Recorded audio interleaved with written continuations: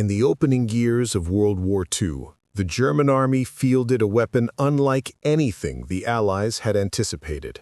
Not a tank or a plane, but an idea: the Panzergrenadier. These were not ordinary infantrymen.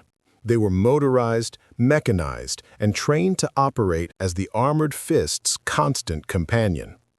Wherever German panzers roared forward, Panzergrenadiers followed close behind.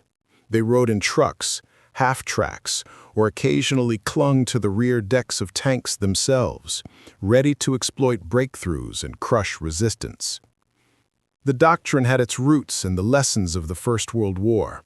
German officers studied how stormtroopers had worked in tandem with artillery and armor during the closing battles of 1918. 2 decades later, these ideas were reborn as Bewegungskrieg, war of movement. Blitzkrieg demanded speed, coordination, and relentless shock. The Panzergrenadiers were the infantry designed for this new age. By 1940, as France collapsed in just 6 weeks, Panzergrenadiers gained a reputation for ruthless efficiency. They advanced rapidly through the Ardennes, crossing rivers under fire, seizing towns and neutralizing French strongpoints that tanks alone could not destroy. In North Africa, they earned the respect of even their enemies. British reports from the Desert Campaign frequently noted the tenacity of German infantry, who dismounted under fire, set up machine guns with lightning speed, and then directed tank attacks with uncanny precision. But it was on the Eastern Front where the Panzergrenadiers truly came of age. In the vast battles of Russia, divisions like Großdeutschland and Das Reich honed the art of combined arms warfare. Half-tracks rolled through mud and snow, delivering squads armed with MG-34s and Panzerfausts. They worked in seamless cooperation with Panzer IVs and later Panthers, smashing Soviet defenses before the Red Army could regroup. German war diaries from 1941 to 43 are filled with accounts of Panzergrenadiers overrunning villages at dawn, cutting off Soviet retreat routes, and then holding their positions until armor arrived to finish the job. For the men themselves, the sense of superiority was palpable. They believed they were elite, better trained, better equipped, and above all, supported by the most formidable tanks in the world. Against the early war British Matildas, French Char B-1s, or even the Soviet T-26 and BT-7, German armor, and by extension, the Panzergrenadiers, reigned supreme. Even as sturdier Soviet T-34s and KV-1s appeared, German technical innovation and battlefield improvisation allowed them to retain the upper hand. By the time the Western Allies returned to France in 1944, Panzergrenadiers carried with them years of combat experience. Many were veterans of Russia, hardened by retreats and counterattacks, accustomed to seeing Shermans and Churchills destroyed by the dozens. To them, Allied tanks were little more than steel coffins waiting to be set ablaze. Combat reports from the Italian theater and early Normandy skirmishes reveal a recurring theme. German infantry trusted their supporting armor to dominate. Panthers, Tigers, and assault guns would break the Allied advance. The Panzergrenadiers' task was simply to follow through, pin the enemy, and hold ground. That confidence bordered on arrogance. The standard Sherman, armed with its short-barreled 75mm gun, could rarely penetrate German heavy armor, except at dangerously close range. Panzergrenadiers witnessed this firsthand. In firefights across Normandy's hedgerows, they saw Allied tank shells bounce harmlessly off Panther glacis plates, while German gunners destroyed Shermans with a single shot. Thus, as the summer of 1944 began, the German infantry believed they understood the balance of power. Panzergrenadiers moved into action with the assurance that their tanks, their steel partners, would always outclass those of the enemy. It was an expectation born of experience, reinforced by years of battlefield victories, and rarely questioned. What they did not know, what they could not yet imagine, was that within weeks, a new Allied weapon would appear. A weapon disguised in the familiar shape of the Sherman, but carrying a gun that could tear through German armor at ranges previously thought impossible. The Panzergrenadiers marched confidently into the hedgerows of Normandy, unaware that their mastery of combined arms was about to meet its greatest test. The Allied armies entered the war against Germany with tanks they believed adequate for the battlefield. For the Americans, the workhorse was the M4 Sherman. Reliable, easy to produce, and simple to maintain, it was the embodiment of mass production. By 1944, thousands rolled off assembly lines each month, enough to equip U.S., British, and Commonwealth forces. In theory, it was a tank for a global war, fast enough for maneuver, tough enough for infantry support, and versatile enough to adapt to every theater. Yet beneath the numbers lay a troubling reality. The Sherman carried a 75mm gun, effective against bunkers, machine gun nests, and light armor, but dangerously outmatched against German heavy tanks which could not be penetrated. Steel monsters Germany had unleashed. In North Africa, Allied crews quickly learned the difference. Reports from the Battle of Kasserine Pass describe Shermans engaging German Panzer IVs at 800 yards only to see their rounds ricochet harmlessly. German guns, meanwhile, found their mark with deadly accuracy. The disparity became more pronounced in Italy and Normandy. By mid-1943, the German army had fielded the Panther and the Tiger I, with sloped frontal armor up to 80mm thick and high-velocity 75mm or 88mm guns. These tanks could destroy a Sherman at over 1,500 yards, long before Allied gunners could close the distance.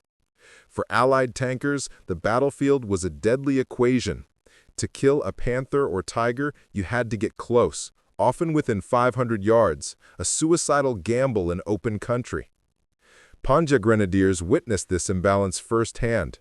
In countless engagements, they advanced confidently alongside German armor, watching Shermans burn. Accounts from the 12th SS Panzer Division during the early days of Normandy describe Allied crews abandoning tanks in panic as Panthers emerged from concealment. For German infantry, the Sherman became a symbol of weakness, a tank that might threaten infantry but never the armored spearhead itself. The U.S. and British commands were acutely aware of the problem. After the disastrous encounters of 1942 and 1943, reports piled up at Allied headquarters.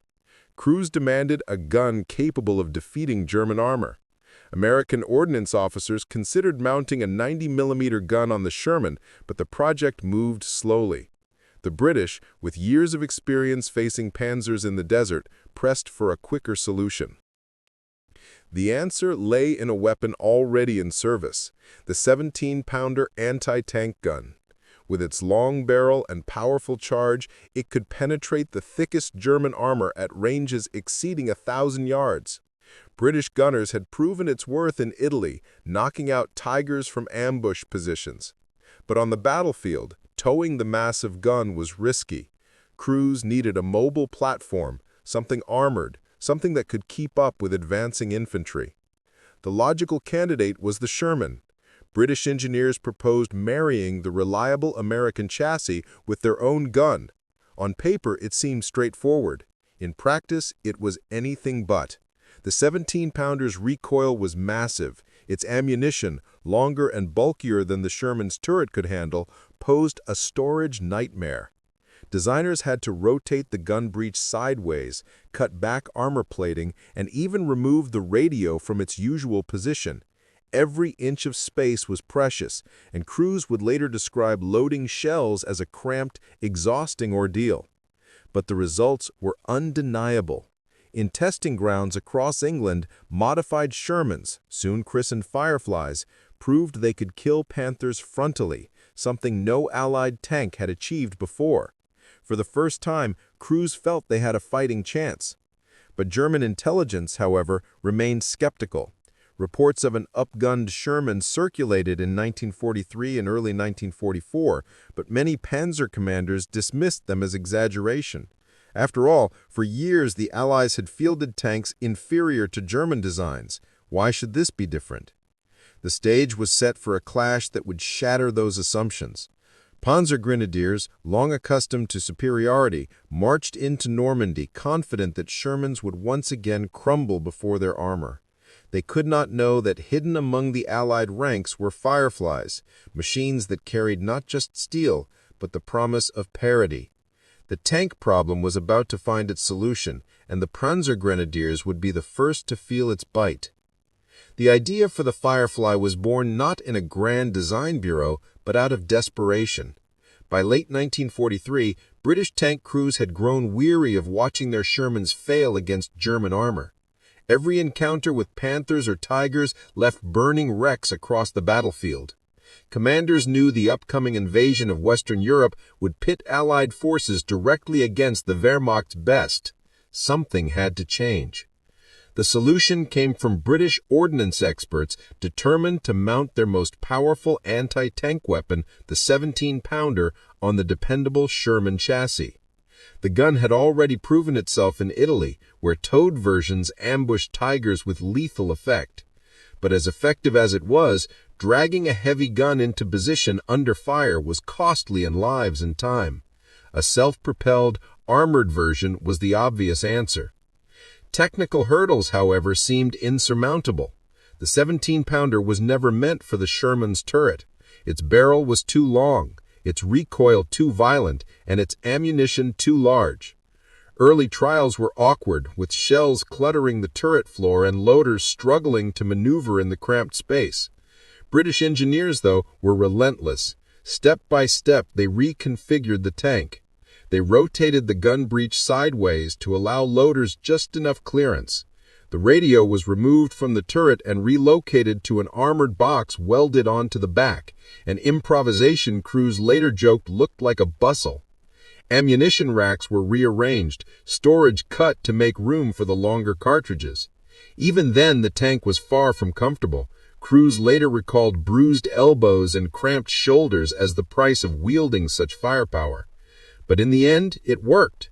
Test firing in late 1943 revealed a transformation.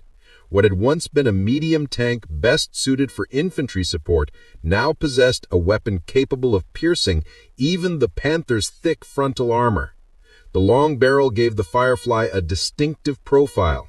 From a distance, German observers could tell it apart from standard Shermans, but that would only matter once they realized the threat it posed. The first conversions were rushed into production. By early 1944, Britain had its first squadrons of Fireflies. They were issued to armored brigades preparing for Operation Overlord. Secrecy was paramount. Crews trained under tight control, with strict orders not to reveal the capabilities of their new tank. Meanwhile, German intelligence remained unconvinced. Reports of outgunned Shermans filtered through resistance channels and aerial reconnaissance, but commanders in occupied France often dismissed them.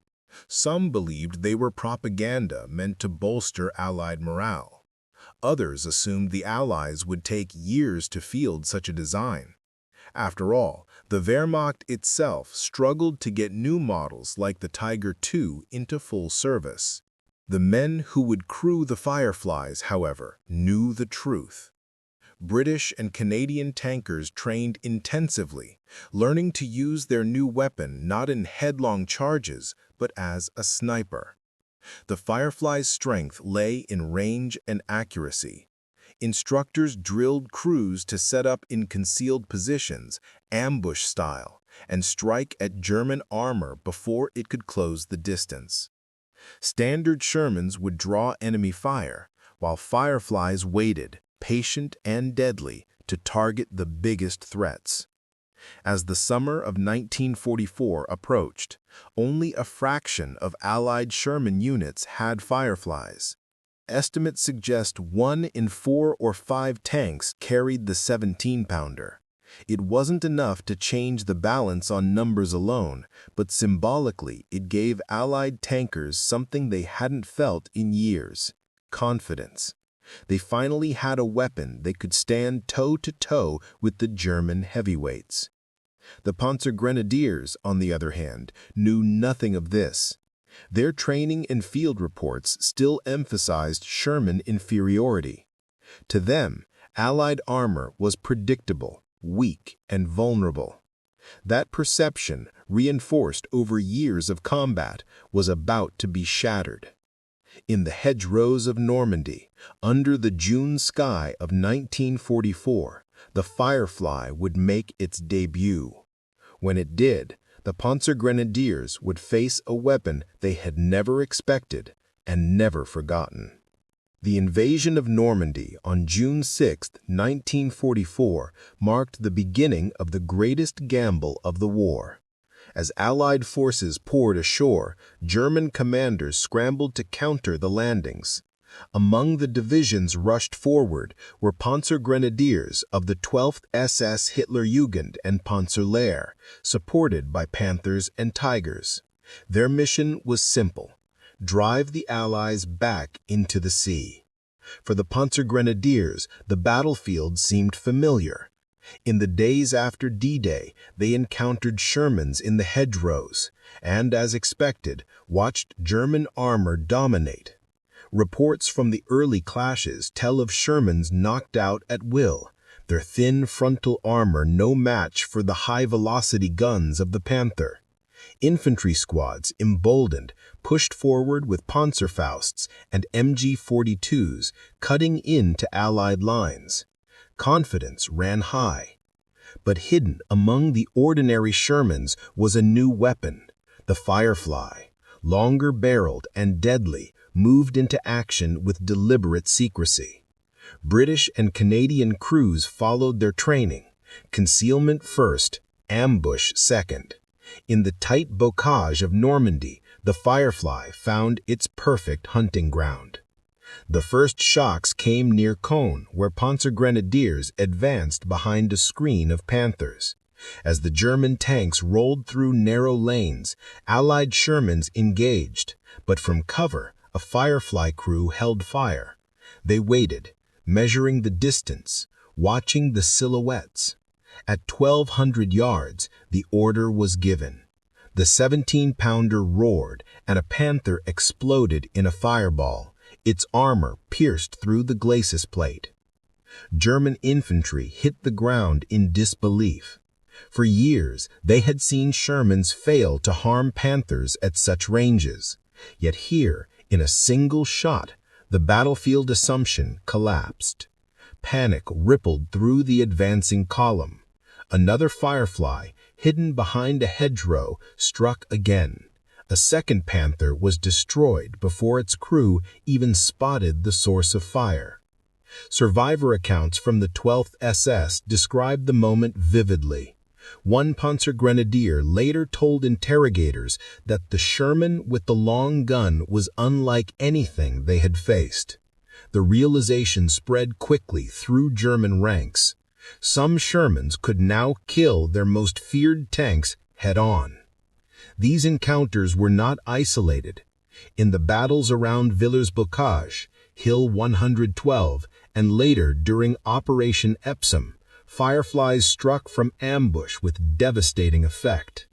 Standard Shermans acted as decoys, engaging Panthers from the front, while Fireflies held fire until the enemy committed. When the long-barreled Sherman spoke, German tanks died. For the Panzergrenadiers, the psychological impact was immense. Their doctrine had always rested on the superiority of German armor. Infantry were trained to advance under the protective umbrella of tanks, knowing enemy Shermans could do little to stop them. Now that confidence faltered. Advancing through hedgerows became dangerous. Any Sherman could be a Firefly, waiting in silence. German field reports began to note this new threat. By late June, commanders warned their men to target the Shermans with longer barrels first. Panzergrenadiers were instructed to spot the distinctive silhouette of the Firefly and relay its position. Still, in the chaos of close combat, recognition came too late. A hidden Firefly could knock out 2 or 3 tanks before the Panzergrenadiers realized what was happening. Allied accounts described the morale shift as well. Tank crews who once dreaded the sight of a Panther now felt a surge of confidence. Firefly gunners recalled the thrill of finally being able to engage German heavy armor on equal terms. In squadron reports, commanders emphasized the need to protect Fireflies, often assigning them overwatch roles while other Shermans maneuvered. Normandy's hedgerows became the crucible where the Firefly earned its reputation. To the Panzergrenadiers who had marched confidently into battle, it was a rude awakening. No longer could they assume Allied armor would crumble before them. Now every engagement carried the risk of sudden destruction from a tank they once dismissed as inferior. The battlefield had changed. The Firefly had arrived, and with it, the beginning of a slow but steady erosion of German tactical supremacy. The summer of 1944 forced the Panzergrenadiers into a new reality. Gone were the days when every Sherman was a guaranteed kill, when German armor dominated by reputation alone. The arrival of the Firefly meant that German infantry and tank crews could no longer advance with impunity. Each clash carried the chance that a single well-placed shot from a concealed 17-pounder could turn their attack into disaster. German field commanders moved quickly to respond. Orders circulated throughout Panzer divisions in Normandy. Fireflies were to be identified and destroyed first. Panzergrenadiers received hasty recognition training. They were taught to spot the Firefly's telltale features, the longer gun barrel and the extended muzzle brake that made it stand out from standard Shermans. Manuals urged infantry to relay sightings immediately so that German gunners could neutralize the threat before it fired. But in practice, spotting a Firefly was easier said than done.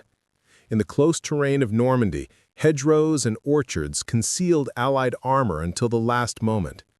Crews often camouflaged the long barrels with disruptive paint or foliage, blurring the distinction between Firefly and standard Sherman. To Panzergrenadiers pinned down under fire, every Sherman now looked dangerous. German tactical doctrine adjusted accordingly.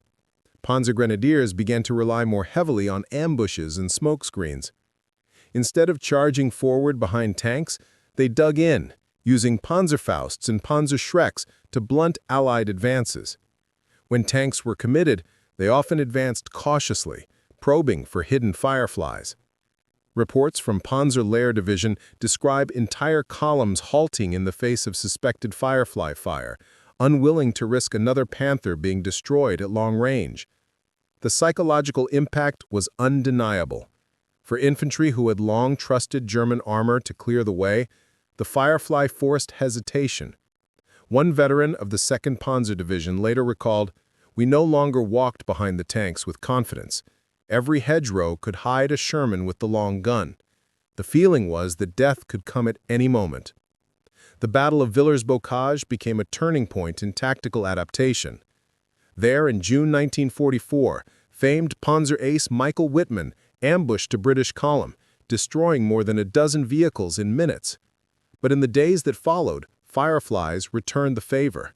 From carefully prepared positions, they hunted German armor, including Tigers. The clash demonstrated a new pattern. German ambushes could devastate Allied columns, but Fireflies, when employed correctly, could even the score. Panzergrenadiers, caught in the middle, bore the brunt of this duel. Their role shifted from exploiting breakthroughs to shielding tanks from sudden Firefly fire. Infantry squads were ordered to flush out concealed positions before armor advanced, an exhausting and costly task in the hedgerows. When Fireflies were spotted, entire German attacks were redirected simply to eliminate them, sometimes delaying operations for hours. By July, the German command acknowledged the Firefly as a serious problem. Situation reports to higher headquarters mentioned the weapon by name. Panzergrenadiers were instructed to conserve their Panzerfausts specifically for Fireflies when possible. Yet shortages of anti-tank weapons, mounting casualties, and the relentless pressure of Allied artillery and air power made these countermeasures increasingly difficult to enforce. The Allies, for their part, understood the Firefly's value and adapted as well. Commanders deliberately mixed Fireflies into Sherman platoons, ensuring that every armored unit had at least one or two long-barreled tanks. This made it nearly impossible for Panzergrenadiers to know which Sherman to fear until it fired. Camouflage and deception further blurred the picture, reinforcing German uncertainty. By the time Operation Goodwood and later the breakout from Normandy unfolded, the balance of psychological power had shifted. German Panzergrenadiers still fought with ferocity, but the aura of invincibility surrounding their armor was gone. Every advance was shadowed by the possibility of a Firefly waiting in ambush. Countermeasures slowed the bleeding, but they could not stop it. The Firefly had introduced a permanent sense of caution into German operations. For the first time in years, it was the Panzergrenadiers, not the Allies, who advanced under the shadow of fear. By March 1945, the Western Allies had breached Germany's western defenses. The crossing of the Rhine marked the symbolic and strategic collapse of Hitler's last barrier in the West. For the Sherman Firefly and the units that fielded it, the battles east of the Rhine would test not only their firepower, but their endurance in the relentless push toward the heart of the Reich. The German army, though battered and depleted, remained capable of sharp counterattacks. The Panzergrenadiers, now bolstered with Volkssturm militia and Hitler Youth formations, fought with a mixture of desperation and fanaticism. Yet they lacked what had once been their greatest asset: reliable armored superiority. The appearance of a Firefly in any formation meant German tank crews could no longer assume dominance, even in their homeland. As Allied engineers built pontoon bridges and ferried tanks across the Rhine under artillery fire, Firefly crews prepared for duels with the armored remnants of the Wehrmacht. Reports from British armored divisions describe tense moments where the first Shermans to cross became prime targets for German artillery and concealed tank destroyers. Fireflies were often held back until the bridgeheads were secure, then rushed forward to stiffen the armored spearheads. Once east of the Rhine, the countryside offered long fields of fire, ideal conditions for the Firefly. The 17-pounder's accuracy at range allowed British and Canadian crews to destroy Panthers and Jagdpanthers before they could close the distance. In one engagement near Wessel, a Firefly destroyed 3 German tanks in quick succession, demonstrating how far the balance of power had shifted since Normandy. German crews, once confident in their armor, now approached every distant Sherman silhouette with trepidation. Was it another easy target, or was it the long-barreled Firefly waiting in ambush? Urban fighting told a different story. As the Allies advanced through towns like Münster and Kassel, Fireflies became central to street fighting tactics. They positioned themselves at major intersections, covering long avenues where enemy armor might attempt to break through. Infantry companies grew to rely on them as guardians against the sudden appearance of a Tiger or Panther. German after-action reports reveal how often counterattacks stalled when Fireflies appeared, forcing infantry to withdraw or attempt costly assaults with handheld Panzerfausts. For the Panzergrenadiers, these battles were bitterly demoralizing. A veteran of the 116th Panzer Division later recalled, "We entered battle as before, but always with fear. Somewhere there was always a Sherman with the long gun, and when it fired, our tanks did not survive." Such admissions marked a dramatic reversal from the arrogance with which German troops had once regarded Allied armor. The Firefly also influenced Allied morale. British tankers, who had endured years of facing superior German armor, now advanced with confidence. Infantrymen marching alongside Shermans felt reassured, knowing the Fireflies offered protection from enemy armor. This shift in psychological balance mattered as much as battlefield results. It reinforced the growing sense among Allied troops that the end of the war was in sight. Still, danger remained. German heavy tanks, like the King Tiger, could not be underestimated. Even a Firefly required precise shots to penetrate their frontal armor.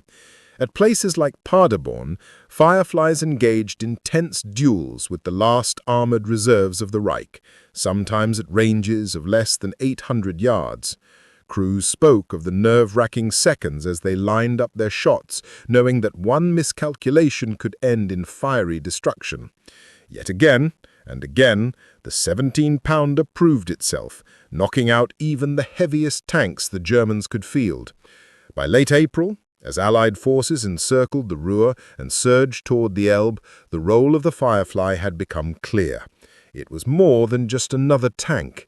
It was a symbol of Allied adaptation, a reminder that innovation and persistence could overcome even the most formidable enemy. The Firefly gave the Allies not only the means to defeat German armor, but also the confidence to press forward without hesitation. For the Panzergrenadiers retreating across their shattered homeland, the Firefly represented the final collapse of an illusion, the myth of German armored invincibility. Every long-barreled Sherman that appeared on the horizon was a stark reminder that the war, and their once-proud dominance, was over. By the spring of 1945, the war in Europe was entering its final act. The Western Allies had crossed the Rhine and armored spearheads drove into the heart of Germany. For the Panzergrenadiers, once the vanguard of blitzkrieg, the war had become a desperate defensive struggle. Exhausted and understrength units were thrown into action with dwindling armor support. Yet, even in these final months, they remained determined opponents. The Shermans that rolled eastward were no longer seen as easy prey. By now, German infantry had come to fear the possibility that any Sherman might be a Firefly. The long 17-pounder was dreaded not only for its killing power, but for the way it nullified the last psychological advantage German armor once held. As one captured Panzergrenadier confessed in April 1945, "We used to mock the Sherman. Now we feared it, because we never knew if it carried the long gun." Urban combat amplified that fear. In cities like Cologne, Dusseldorf, and the Ruhr towns, Shermans prowled narrow streets while Fireflies set up at intersections and plazas. From these positions, they commanded long sight lines, turning avenues into killing zones. German armor attempting counterattacks often found itself destroyed before it could maneuver. Photographs from Cologne famously show a Panther knocked out by an American tank. Yet similar stories played out with Fireflies across northern Germany. For the Panzergrenadiers, urban fighting meant close-quarters desperation. They relied on Panzerfausts fired from basements and windows, but the presence of a Firefly changed everything. Standard Shermans might shrug off such infantry ambushes long enough for reinforcements to arrive, but when Fireflies were in overwatch, the risk of German armor entering the fray was minimized. Infantry often felt abandoned, forced to hold streets without the tank support they once took for granted. Still, German tank crews fought back fiercely. Even in April 1945, King Tigers and Jag Panthers appeared on the battlefield. Against these, Firefly gunners faced their most difficult challenge. The 17-pounder could kill even the heaviest tanks, but only with careful aim, at side armor, tracks, or vision ports. Allied reports described tense duels where Firefly crews waited in ambush, sometimes letting enemy armor pass before firing into its weaker flanks. In several documented cases, Fireflies knocked out King Tigers at ranges under 1,000 yards, proving that no German tank was truly invulnerable. The psychological tide had fully reversed. Panzergrenadiers, who once advanced confidently behind their tanks, now fought with hesitation. Accounts from the 9th Panzer Division in the Ruhr describe squads refusing to move until armor confirmed the area was free of Fireflies. German officers noted the erosion of morale, a stark contrast to the heady confidence of 1940. Meanwhile, the Firefly boosted Allied spirit. British and Canadian tank crews entered Germany with a sense of parity they had lacked for years.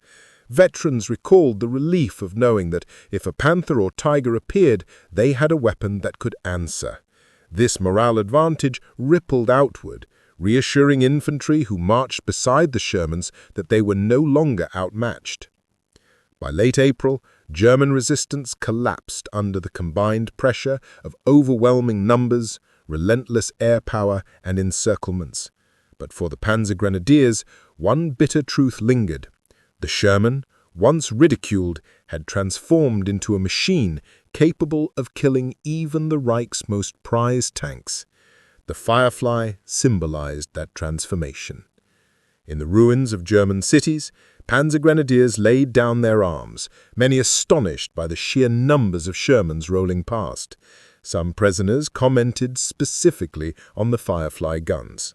Long-barreled Shermans, acknowledging how they had changed the battlefield calculus. For the men who had spent years believing in the superiority of German armor, it was a bitter end. The final battles inside Germany had proven beyond doubt what Normandy had first revealed. The Panzergrenadiers had underestimated their enemy. The Sherman Firefly, with its powerful 17-pounder gun, had destroyed more than tanks. It had destroyed the myth of German invincibility. When the guns finally fell silent in May 1945, Europe lay in ruins. Cities were shattered, armies broken, and nations exhausted. Yet amid the rubble, stories of resilience and adaptation emerged.